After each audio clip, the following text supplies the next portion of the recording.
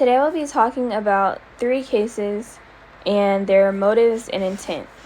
So to start, on July 21st of 2017, Obdulia Sanchez, who was 18 years old at the time, was driving under the influence with her sister Jacqueline and a mutual friend in the back seat while live streaming.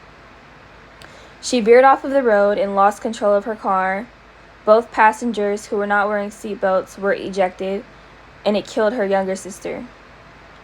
Shortly after, she live-streamed her sister in her very last moments of life, apologizing, saying that she didn't mean to kill her.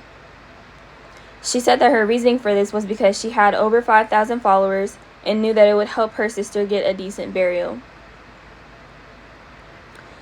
Although I do not believe that she had intent to harm either of the passengers, she still committed a strict liability crime by driving under the influence. Because of the diminished capacity defense, prosecution could argue that her judgment was compromised as a result of being intoxicated. She was sentenced to 6 years and 4 months in prison. This case, on so many levels, is just horrible. Because not only did she jeopardize her own life with her irresponsible actions, but the lives of others, ultimately leading to the fatality of her sister. In the second case, Lenny explains how he met a guy on Grindr, which is a dating app, by the name of Daryl.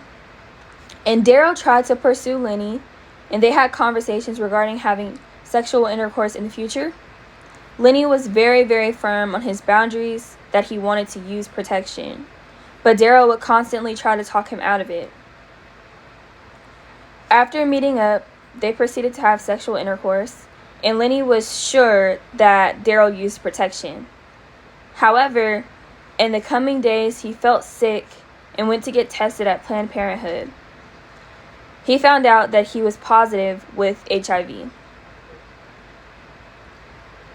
Probably about a week after, Daryl harassed and antagonized Lenny, saying things like, "You're going to burn, I ripped the condom, I got you, and I have HIV, LOL, oops," which was then reported to the police. I think that there was specific intent and a motive to harm in this case because the messages that he sent, trying to lure multiple men, it was 4 other men, into having unprotected sexual intercourse with him, and intentionally not telling his sexual partners about his disease. He was sentenced to life in prison with at least 12 years served in prison. He deserves it since he is a threat to the LGBT community. And then the last case, on June 20th of 2018, 15-year-old Lysandra Guzman Feliz, better known as Junior, was confronted by a gang by the name of Trinitarios. He fled into a close-by bodega store when they rushed in to drag him out and stabbed him multiple times. He tried to run to the nearest hospital but succumbed to his injuries at the scene. The gang admitted that it was a mistaken identity, saying that they mistook Junior for a rival gang member, and they were each sentenced to 23 years to life in prison. And then the killer himself was sentenced to life in prison. Although the gang meant to harm and kill someone else, they cannot use that as defense because the intent here is transferred intent, meaning that although that they tried to target someone else, they still ended up harming, and in this situation, killing someone else. So the intent to kill the person that they were trying to is now transferred to Junior.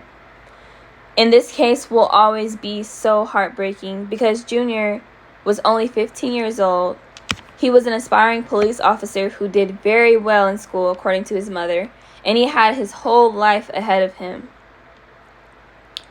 His family is doing a great job at getting him the justice he deserves and honoring who he was. Thank you.